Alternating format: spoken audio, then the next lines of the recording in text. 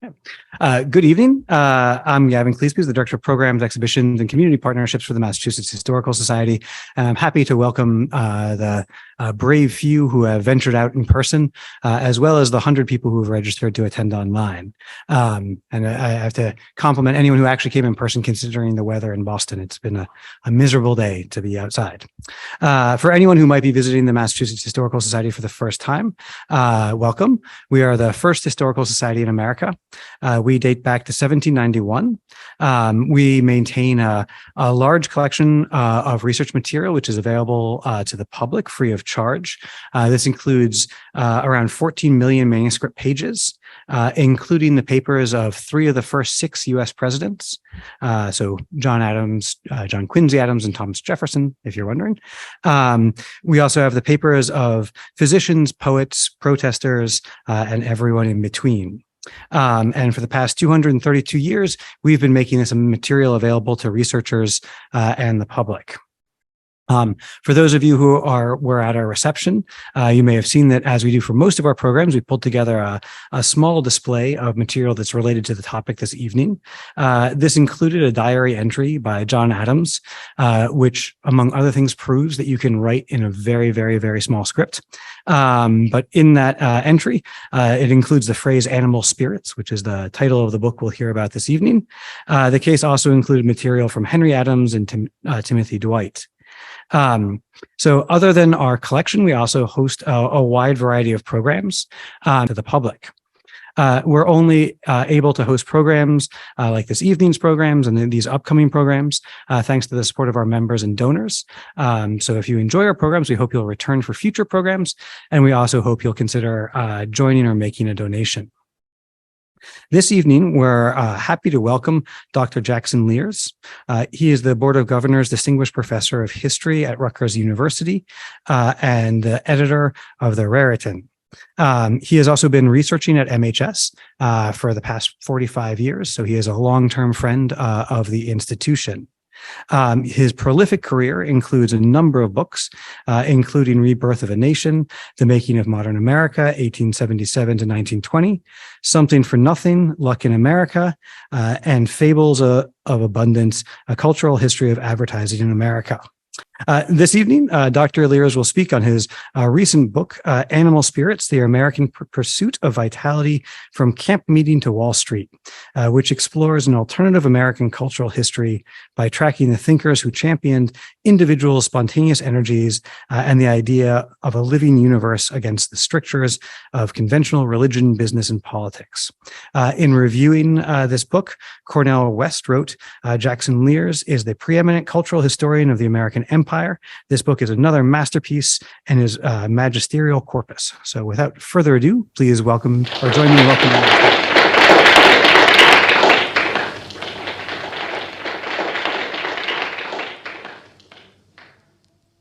It's good to be back after 45 years. I believe it was the summer of 1978 when I was working on my first book here and looking at the papers of Henry Adams and some of his predecessors as well in that distinguished line, and also George Cabot Lodge.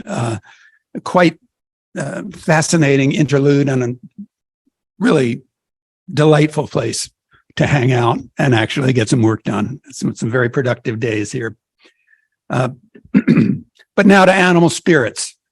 I have to tell you, the immediate nudge for doing this book came during the Great Recession of 2008, or after it anyhow, when John Maynard Keynes was beginning to be revived in public discourse suddenly, and in particular, his notion of animal spirits, which, as he argued, were not rational. What he wanted to say about animal spirits was precisely that this was the spontaneous urge to action that moved investors to make their move, not rational calculation, but a spontaneous urge to action motivates investors. And a couple of behavioral economists wrote a book about this in which they expanded, but very slightly, on the topic of animal spirits. And I began to think, well, there's really more to this notion of animal spirits than these contemporary behavioral economists seem to get, and also probably more than Keynes himself even understood. So I decided it would be fun to look into the cultural history of the term animal spirits. And I discovered, basically, to oversimplify, that there were two main meanings to animal spirits. The first was personal and individual, and it involved a link between body and soul, or body and mind, and converged in the concept of vitality, an individual vitality. The second was not personal so much as cosmic, and it referred outward to the energy that animates the universe, that animates rocks, trees, wolves, bears, humans, that goes by the name of mana, or spirit, or God, depending on whether you're an anthropologist or a Christian or some other religious believer. But also, in recent centuries, the energy that had previously been referred to as spirit, or élan vital in the case of Henri Bergson's term, the vital energy at the core of the universe, began to overlap in meaning with capital, with the emergence of finance capital and a money economy. And this takes us back to John Maynard Keynes, who recognized the importance of faith and feeling in the creation of asset values, as well as fear. Let's go with the three big F's there: faith, feeling, and fear, all of which play a major role in creating or destroying asset values in financial markets. And my former student, Jean McCarraher, has written a book called The Enchantments of Mammon, in which he refers to capitalism itself as the religion of modernity, which in his view is responsible for the misenchantment rather than the disenchantment of the world. All kinds of spuriously magical notions floating around in capitalists and investors and their devotees' minds. And he points out, as others have done, that capitalism, particularly finance capital, runs on credit. And the root etymology of credit is, of course, in part, credo, I believe. So that gets us back to faith and feeling in the emotional logic of capitalism. Now, when you start talking about the big cosmic picture, the energy that animates the universe, then you're moving away from the individual vitality to vitalism.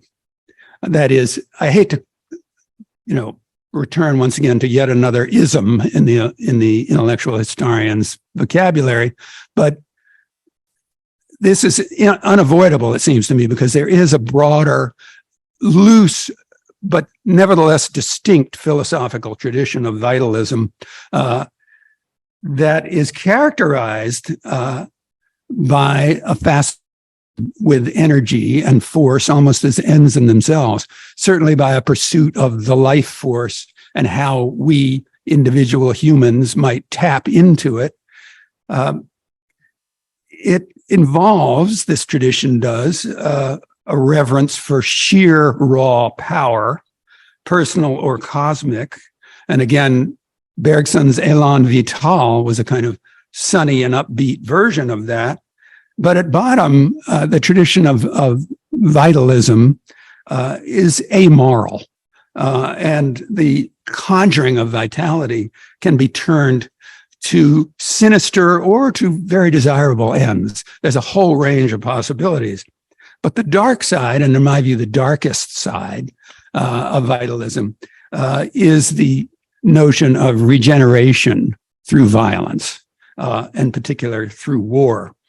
And so I'm going to allude to all these things. What I want to try to do, and this may be a completely overblown ambition, but I might just end up tripping all over myself. But by golly, I'm going to try. And what I want to do is to do what one of my editors, not at FSG, but a previous editor on my luck book at Viking, after reading 3 or 4 pages of ideas, she would write in the margins of my manuscript, "Bring on the human beings." Well, that's what I intend to do now. And that of course, is a marginal note I often have written in my students' dissertation margins. I don't know whether I would it in yours or not, Charlie. I don't think I needed to do that. But bring on the human beings. That's what I want to do now. The characters who play a role in this, because this, after all, is, yes, it's a history of an idea, but it's an idea about the merging of body and soul, and it's an embodied idea. The whole notion of animal spirits is that there is no such thing as a pure intellect. The intellect is always tangled up with our darkest and deepest secrets and our bodily desires, as well as our intellectual and reasonable desires. So I'm going to start by reading the first paragraph or so of the book. And I'm also going to read at the end of this talk the last paragraph. And there will be a few paragraphs I read in between, because I want to give you a flavor not only of my own writing, which presumably, I hope, will interest you if you read the book, but also the characters' voices and their own language, which also animates, I hope, this book. So here's the first part of the intro. In the beginning, everything was mixed up with everything else. All living things inhabited a boundaryless world. All was in constant flux. Identities were fluid, species and sexes interchangeable, until a trail of cosmic accidents led to tension and eventual separation between women and men, humans and animals, gods and mortals. Yet even after this fragmentation, earthly creatures continued to inhabit an animated universe where rocks, trees, plants, and animals were all ensouled with a mysterious force or spirit, what anthropologists would call manitou or mana, a force that kept the fragments from flying apart. This, in rough outline, was the origin tale told by many indigenous peoples throughout the world, including the indigenous people of North America, who are particularly important for this story. It shaped their sense of a cosmos where humans were not unique and superior beings, but participants in a common world, undivided by barriers between wildness and civilization. The universal presence of mana enabled animals to intervene in human affairs, to serve as messengers from an unseen spirit world, or as instruments of divine purpose.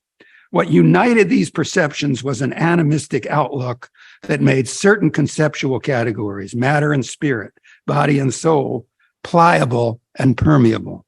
The fluidity of this worldview flowed from the deep but implicit conviction that the universe is alive. Now, along with the indigenous people that I cite and discuss briefly in my introduction, I will soon bring on early modern Christians, Catholic or Protestant. And what I want to show is that even after the Reformation had set in, there was still a lot of magical thinking going on, still a lot of endowing of the natural world with holiness. And enchantment survived the coming of enlightenment. The Enlightenment, historians are coming to see, was not quite the exercise in superior, calm, reserved rationality, but a much darker and, in my view, more interesting place, more open to the occult and to strange and mysterious, unresolved questions about the nature of human beings' role in the cosmos. The other aspect of the survival of enchantment is, of course, in popular Catholicism itself, and certainly above all, the sacrament of the Eucharist, which involves, eating the God, drinking his blood. It's reminiscent of many indigenous peoples' feastings on sacred occasions. So there is still the animistic magic of the Eucharist really at the core of even contemporary Roman Catholicism.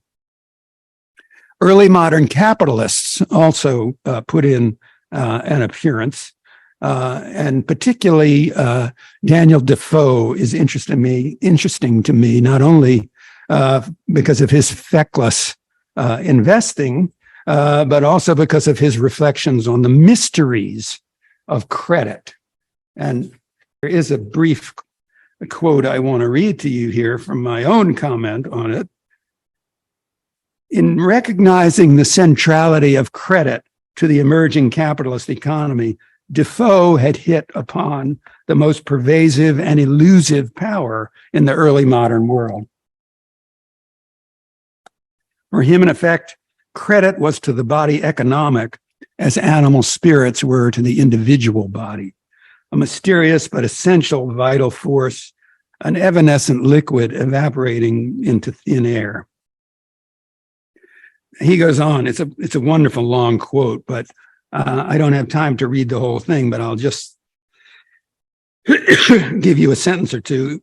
Speaking of credit, it is in itself the lightest and most volatile body in the world, movable beyond the swiftness of lightning. The greatest alchemist could never fix its mercury or find out its quality. It's neither a soul nor a body. It is neither visible nor invisible. It is all consequence, and yet not the effect of a cause. It is a being without matter, a substance without form, and so forth. So this is his paean to credit. And if you want to read the whole thing, it's in here. But again, we're getting at the immateriality of finance capital here, which is an important theme for me in the sense that, again, resonates, in my view, with Keynes's whole notion that asset values, which appear to be governed by rational self-interest, are in fact at the mercy of fear and fantasy, or sometimes benefiting from fear and fantasy. But okay, we'll move to the New World now quickly and find some more vitalists. And I can tell you some of them are out in the woods where they find God more easily than they do in a meeting house or a church. Evangelical revivalists were given quite often to praying and holding camp meetings in the forest. And there's an abundant historiographical literature on this about the Methodists and the Baptists in particular, and low church Episcopalians too. And what they say about their experience is also very interesting because it captures, again, that notion of an invisible power, a force at the heart of the universe that is somehow penetrating individual human beings. Charles Grandison Finney, the most popular revivalist of the whole 19th century, huge public figure and celebrity, said his conversion was like a wave of electricity sweeping through him. And this is a very common metaphor. Other revivalists and preachers used it. People who had been converted used it. This is what they experienced. So evangelical revivals are one embodiment of vitalism, and the quest for vital religious experiences almost always, or at least often, a religious dimension to the vitalist yearning for vitality. But here's another one, the democratic transcendentalists, Walt Whitman, let's use him as an example, for whom the quiverings of human desire set themselves up in vibration with the larger quiverings of the cosmos. I mean, this was the imperial self and the universe. There's nothing in between, of course, for transcendentalists, but it's in Whitman's case, often there were a few people in between there too. But it's quite striking what Whitman had to say about vitality throughout his life, and also about animals, by the way, whom he envied.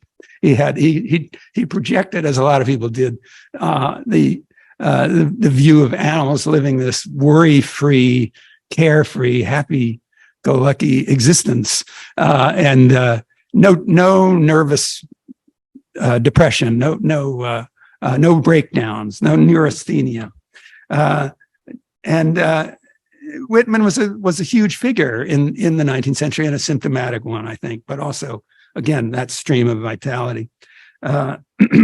Mesmerists and psychic healers, including Andrew Jackson Davis, the Poughkeepsie seer, as he became known, who was an itinerant clairvoyant and healer, and he believed that health required the free flow of vital force. He didn't use the term animal spirits, but it was all about vital force or vitalic force. Sometimes, of course, it involved incorporating other measures, as when he claimed he could cure a case of deafness in a countryman that he knew by locating the skin of 32 weasels and placing them in the appropriate place on his afflicted parts. And the experiment broke down when they couldn't find 32 weasels. But this was the kind of thing that one sees a lot of the experimenters and healers, whether they're doing hydrotherapy, electrotherapy, they're seeking to revitalize bodies or cure them of specific shortcomings and difficulties like hearing loss. And they're often, whether they know it or not, and they might have convinced themselves that they're not, but they look very much like con artists to us. And so there is this great tradition of suspicion of the healer and the man with the grandiose claims to cure all who comes to town. And Davis was subjected to that sometime, but he soldiered on, and he died in Boston in the early 20th century, and he was still doing his mental healing, and he's still diagnosing people by feeling the vibrations above their hands or other afflicted portions of their bodies. So these people are everywhere in the 19th century. This is part of the purpose of this book, is to show what Harry Smith, the folk music collector, once called the old weird America. That America's a good deal more weird than we have given it credit or discredit for. Early American capitalists who begin to be afflicted by the Alabama fever, as they call it. It's very interesting to me how often not just investors, but speculators, stock traders, guys who were ready, and then it was almost always guys in those days, were getting ready to take the plunge. And what pushed them over the edge to moving to Alabama, for example, for the big cotton boom that was going on, was what they called a fever. In this case, the Alabama fever, but the term fever came up constantly particularly in boom times and in times of speculative energy, great movement of share values, usually upwards. And this notion of fever combines both the material, it's a physiological, measurable phenomenon, but at the same time, it's invisible and it's a feeling. And it's a term that we use to describe excuse me, an emotional state as well as a physiological state, fever. So that's, to me, very much the frame of mind that, or at least a slightly diseased version of it, that John Maynard Keynes was invoking when he talked about animal spirits.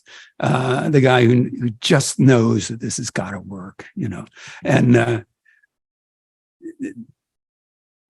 Keynes realized that's what we had to have. And the important thing was that some of these people actually wanted to do something for the public good. And he believed that that's really what capital investment could be. He had a very, we might say, naive social democratic idea about capital investment, but it's one that we might do well to recover if at all possible. It's a great tradition. Now, who are some of the other characters that go getting farther along in the later part of the 19th century? The positive thinkers, the descendants of Andrew Jackson Davis, in many ways, who believed in the power of mental healing, who believed in the power of mind to heal physical ailments, but also to attract energy and the representation of energy that was money. So the law of attraction, which Davis had used to describe, what pulls the kind of animal magnetism that pulls all the fragments of the universe together, gets transformed into something different that you can direct money toward yourself by exercising. If you visualize it, it can happen. This is where a lot of our contemporary pop science and self-help literature is coming from too. The talk about visualization and so on. Helen Wilmans is an important figure in my book because, like a lot of other women, as in evangelical Protestantism, she took a leadership role in what was called New Thought, the new emphasis on the power of mind to connect with body.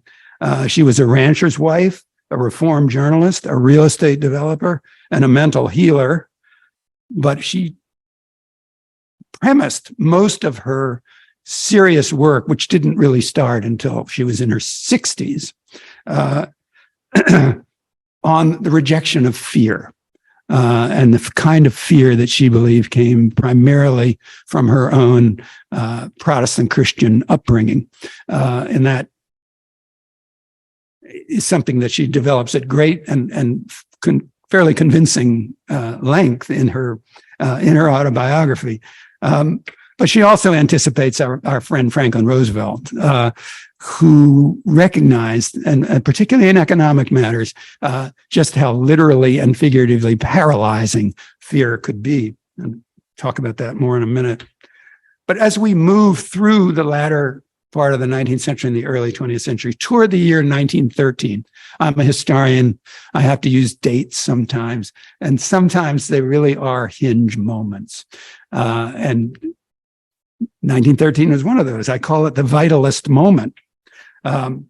Henri Bergson comes to give some at Columbia University and at City College. And he starts the first traffic jam in American history on Upper Broadway, because hundreds of people are jamming into the lecture halls at Columbia to hear him speak a series of lectures in French, no less. So he's the metaphysician of the life force. He is the prophet of the élan vital. And he is, I think, worth a quick quote here, just because he's such an important figure in pulling all of this together. His philosopher and historian of ideas, Arthur Lovejoy, who was sort of bemused by all the outcry over Bergson, said basically Bergson believed and argued that the nature of the universe is best understood in terms of process, of development, of the literal coming into being of new increments of reality. So this is a kind of positive, upbeat, evolutionary dimension to Bergson's thought. This was consistent with William James's thought and radically inconsistent with older static ontologies, idealist or materialist. So apparently abstract ideas, and this is something that I, as an intellectual and cultural historian, want to emphasize strongly. Apparently abstract ideas, when they enter vernacular use, have consequences for everyday life. If reality was in constant flux, then human experience must be as well. Rigid dualism went out the window. The invocation of life, often capitalized, was a kind of magic wand that awakened disembodied ideas and inert matter from their dogmatic slumbers. So there is that enlivening. The gradual trend that's going on here is a kind of reconfiguration of values. It's not quite a transvaluation, as Nietzsche called it, but it's an important reshuffling with respect to sex, race, and violence. And I'll deal with those quickly. On the question of sex, a key figure is Mabel Dodge Lewin, who is a major figure in bringing the Armory show to New York City in 1913. Lots of things happened in 1913. But she also brings Margaret Sanger to her parlor in Lower Manhattan, where she and other women gather to listen to Margaret Sanger unfold what Lewin called the mysteries and might of physical love.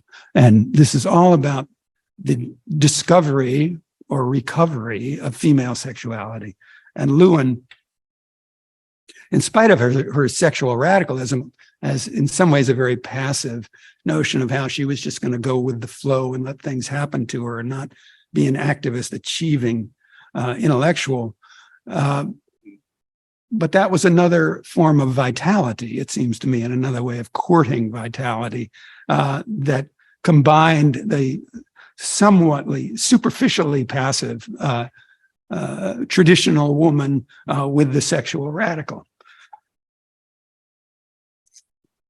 Now race, very quickly. Again, huge, complicated subject. But if we look into the 1920s, if we push forward into the 1920s, we immediately and inescapably encounter the Harlem Renaissance, which everyone knows about, but also a much broader opening up of African-American music and dance in particular to white audiences on phonograph records and also in person. And a white journalist named William Houghton observed toward the end of the 20s, the decade, that, quote, the Negro had acquired a kind of cultural hegemony. And here's just the short portion of the quote. We talk his dialect. We sing his songs. We dance his dances. His drink, gin, is the national drink. His tempo, jazz, is the universal rhythm. Whenever we relax, we fall under his spell. It is only in our tight working moments that we are free of it. Well, this is a kind of essentialist. There's a kind of underlying essentialist view of, what Black people really are, what they're really like, what they do, and how they exude this ease and grace and vitality. It's all true and undeniable, but there is that kind of assumption that this is somehow embedded in the race. It's part of the whole racialist construction. And the kinds of people who suffered from that construction sometimes were the mixed race writers of the Harlem Renaissance. And I'm thinking in particular of Nella Larson, who also plays a major role in this book, because she was nothing if not an anti-essentialist. And she was between worlds. She had a Danish mother and an Afro-Caribbean father. And when she was in Harlem, as her autobiographical novel reveals, she was asking the question as she saw the Black people around her, why should she be yoked to these despised Black folk? She's highly educated, well-traveled. But when she's in Denmark visiting her Danish relatives, she feels homesick for brown, laughing faces rather than these pale, serious faces that she sees everywhere on the street. So she's very much torn. And this, again, is an example of how vitalism and the fascination with vitality gets tied up with race and sometimes with essentialist notions of race. Finally, violence. And here, a key figure is Teddy Roosevelt, because he associates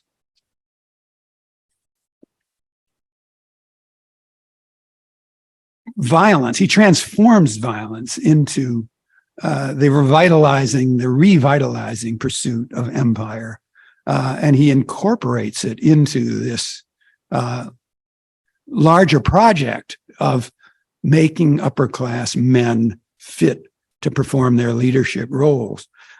So this is a kind of assimilation of vitalism to a notion of regenerative war. Now, after World War I, we have both Keynes and FDR working together. Both understand the emotional origins of the Great Depression. Keynes is more subtle in aiming to revitalize animal spirits, but neither he nor FDR succeed. It's war, of course, that does the job. As early as 1908, Keynes was preoccupied by the uncertainty that made calculating probability so difficult, and made shops, which were places where you could borrow money at extortionate rates, to desperately buy more stocks if you needed to try to build up your portfolio in a hurry. These guys who ran the bucket shops seemed to have a clearer idea, actually, of how capitalism actually worked than the professors and the economists who were increasingly armed with statistics and were making what he thought were overconfident predictions based on statistics. He wasn't against statistics as a descriptive form of knowledge. In fact, he was brilliant at using them. It was the predictive aspect that he questioned. The big bull market of the 20s was characterized by the stabilizing of the sorcery of asset prices and the craziness of their movements, by creating the sanitizing picture of the investor, who was a man of the future, the cutting edge, who was engaged in high-stepping equities, as they were called, the high-tech companies of the day, like Wright Aviation and Radio Corporation of America and General Motors. These were the Apple computer et al. of the 1920s. And what was happening was the mobilizing of mob madness to raise asset prices, and to keep the animal spirits flowing. And numbers gave the appearance of stability to all that process. But then, of course, we have the crash. And what happens next is very much a withdrawal of élan vital from the American economy, and particularly the men who participate in that economy, mainly in their working roles. And when you withdraw the élan vital, or the animal spirits, from the atmosphere, from the economic atmosphere, here's what happened. Nearly every recollection of urban spaces in the early 1930s evokes a similar feeling. The slowing pace, the lengthening silences, and finally, the standing still. What seemed to be happening was a collective withdrawal of energy from the atmosphere of everyday economic life, and an ebbing of spirits from the people, particularly the men, who had animated much of that life. Depending on personal temperament and circumstances, the emotional face of long-term unemployment ranged from desperation to denial. Behind those appearances lay bafflement, sometimes shame, often fear, which settled into constant dread. I'm certain that my fellow Americans expect that on my induction into the presidency, I will address them with a candor and a decision which the present situation of our nation impels. This is preeminently the time to speak the truth, the whole truth, frankly and boldly. Nor need we shirk from honestly facing conditions in our country today.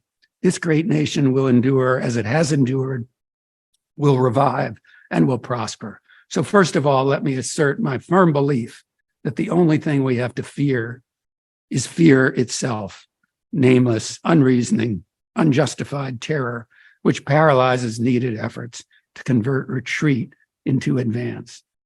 The man who had overcome his own paralysis to become president was now ministering to the nation's paralysis. He rejected the fascist rhetoric of vengeful victimhood, and he rallied Americans to embrace a moral equivalent of war, a collective campaign against the Depression in the spirit of William James rather than Benito Mussolini. And he had this magical element of animal spirits in his persona that made people like Lillian Gish say he seemed dipped in phosphorus. He was a beacon of hope, literally and figuratively.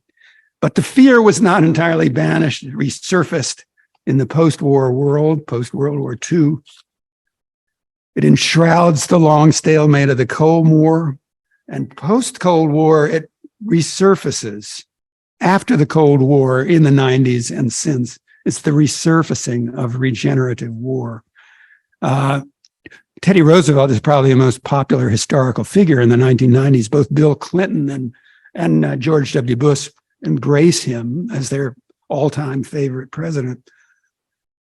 What they don't seem to realize is that TR had another side of animal spirits too, which led him to brandish his sword against the malefactors of great wealth, and to go after them with that same sort of patrician commitment that his cousin Franklin had. But in any case, it was the TR, the warrior, who got the revival in the 90s, the bipartisan celebration of revitalizing combat, which intensifies after 9/11, and it's strongest among those farthest from danger. For example, the journalist George Packer wrote a piece in the New York Times Magazine not long after the attacks of September 11.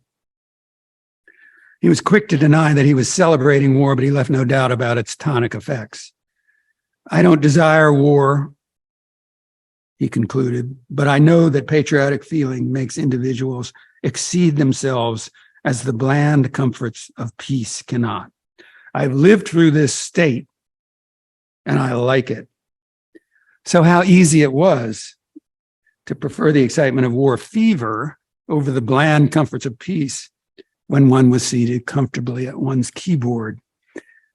It's not just Packer, I'm picking him out, but there's a whole crew of intellectuals who have done this about war and celebrated it vicariously. This is vitalism at to me, it's least desirable and most troubling.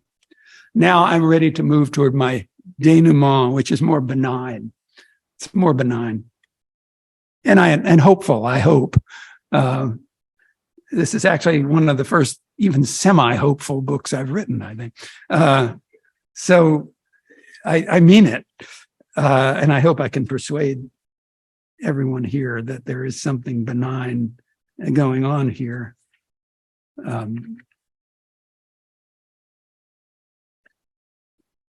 So this will involve my reading 3 passages quickly toward the end of the book, the epilogue, in fact.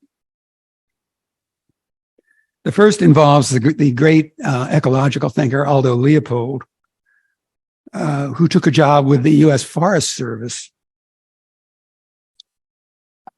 in 1909, just after TR had finished his second term and was on safari in Africa.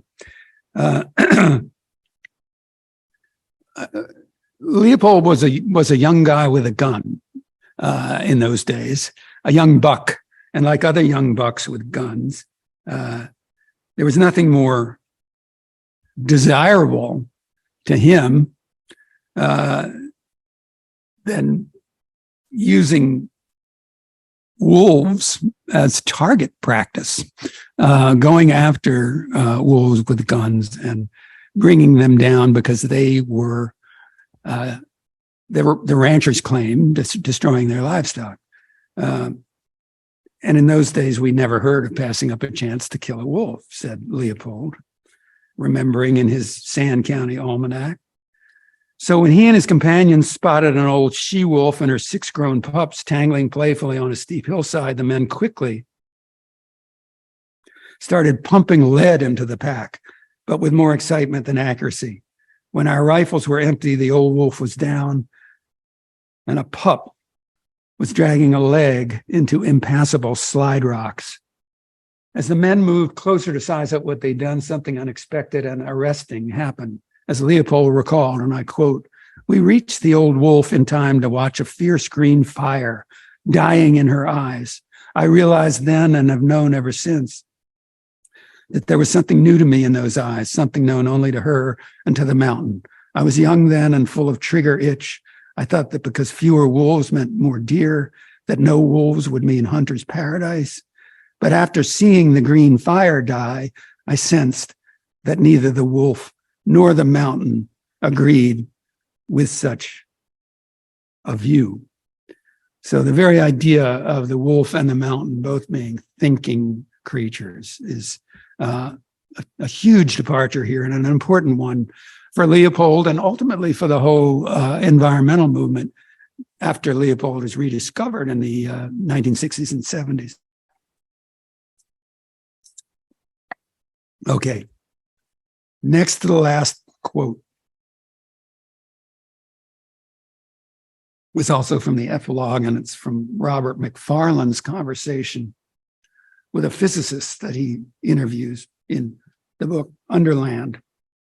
And the physicist says,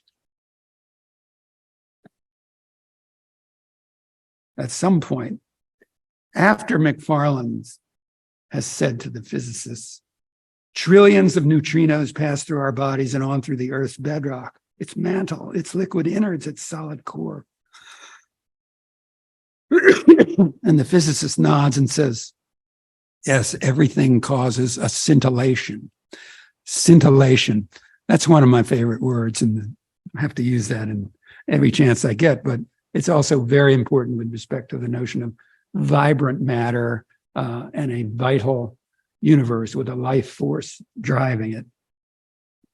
And the physicist goes on to say, I know our bodies are wide mesh nets, and the cliffs we're walking on are nets too. And sometimes it seems, yes, as miraculous as if in our everyday world, we suddenly found ourselves walking on water or air. So that notion of the miraculous coming from a physicist is what interests me. And that leads me to my last quotation. This is in the late 1920s, actually mid-1920s. Ludwig Wittgenstein is returning to Cambridge, and Keynes is ecstatic. He writes his wife, Lydia, well, God arrived in Cambridge today. I met him on the 5:15 train. And Keynes was obviously a devotee of Wittgenstein, but Wittgenstein went on not only to finish his dissertation and get his philosophy degree from Cambridge, but to give a lecture on ethics that I think, and this was actually what really interests me, and he gave it in English. But he went on to say, you know, we're told we can't derive value, ethical commitment from facts. You know, that's David Hume's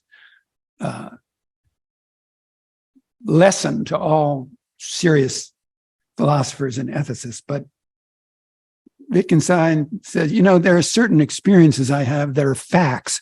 And they happened and they began and end at a certain time. They happen. I remember them. They're facts. They're part of my existence. And they do exude value for me. They do seem hugely valuable to me. And I don't know how to describe these experiences except to say one of these experiences. When I have it, I wonder at the existence of the world. And I am then inclined to use such phrases as how extraordinary that anything should exist, or how extraordinary that the world should exist. Now, these sentiments, I argue, recall Jonathan Edwards seeing images or shadows of divine things in the meadows and woods outside Northampton, marveling at the continuous creation of the deity.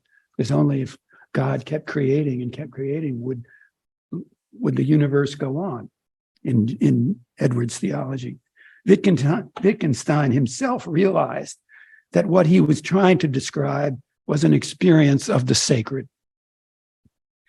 And despite his efforts to describe it, his own experience of absolute value remains ineffable. And I quote, "It is the experience of seeing the world as a miracle." So here, we're back with the core of the vitalist tradition, the dearest freshness, deep down things, as Gerard Manley Hopkins put it, the miraculous aliveness of the world. And in this fraught and fateful historical moment, there's no more compelling and affirmative vision. That's how I end this book. And I just want to add to that one thing, is to say, in this world of competing apocalypses, where we're looking at the possibility of increasing possibilities for nuclear war, and of course, as well, for environmental collapse. In this kind of situation, what else can we turn to except a reverence for life itself? So one of the guys who interviewed me for this book, Christopher Lydon, has a connection around, not to this historical society necessarily, but a Boston connection. And he said, basically he said what I just said. And he said, isn't it just vitalism or nothing? And it occurred to me, I should have a t-shirt made up with that. So that's my next assignment, the vitalism or nothing t-shirt. Thank you all for listening and showing up. I appreciate it very much.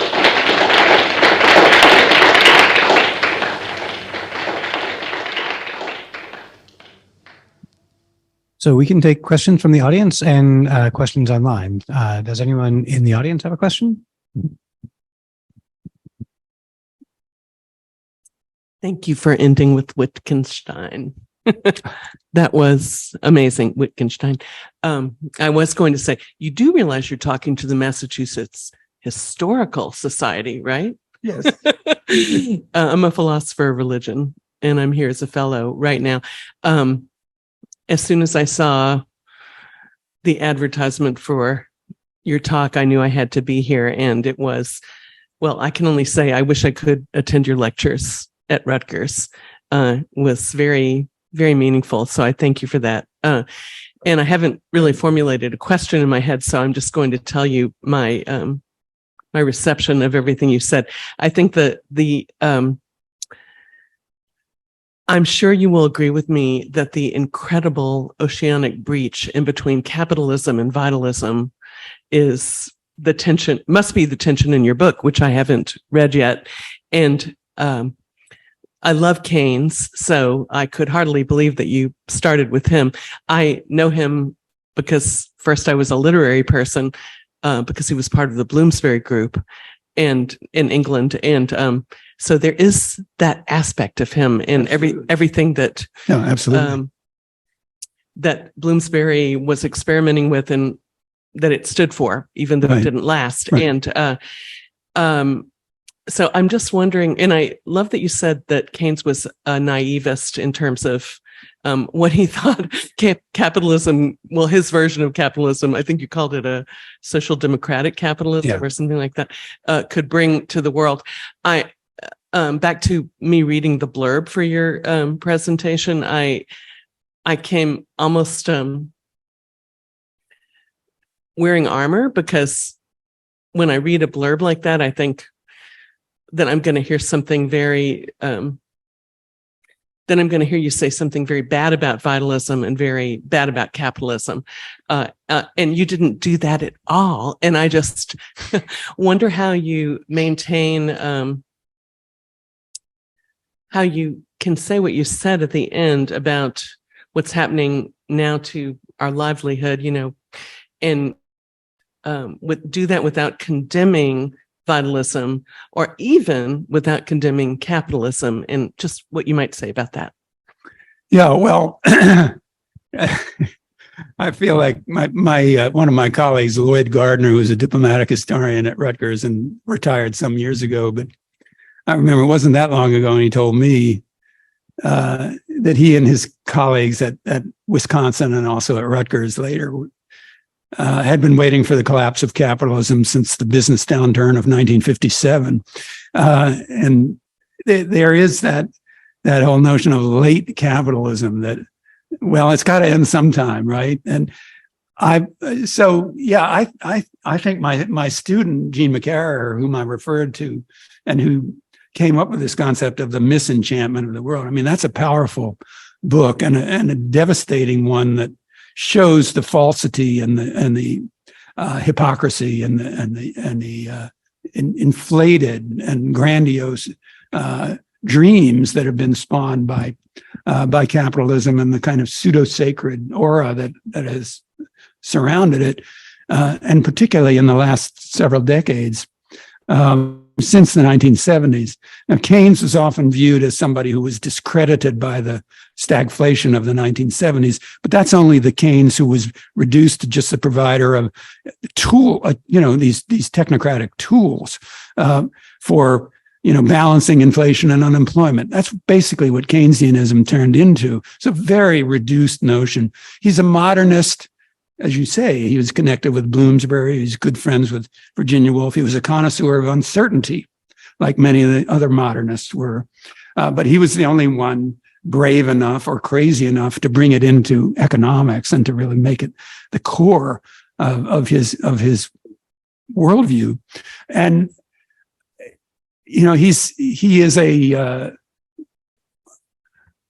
he's a philosopher of the good life. And the only thing that is missing from that good life, and that he writes an essay called Economic Prospects for Our Grandchildren in 1930, in which it's science and compound interest. Well, 100 years from now, will have taken care of everything. And he has no sense of the need to redistribute wealth, for example, in spite of his being a social democratic in sentiment. So there are shortcomings to his thought.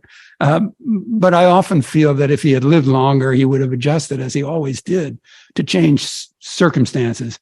He was at his most brilliant, for example, in analyzing the Versailles Conference and the disasters of a punitive treaty that causes suffering among the defeated and the Germans and the Austrians and the others. And he said, vengeance will not limp. And he was right, of course. But there is another kind of capitalism other than the kind that depends on animal spirits, and that's the one that Max Weber wrote about. It's so influentially and I think brilliantly.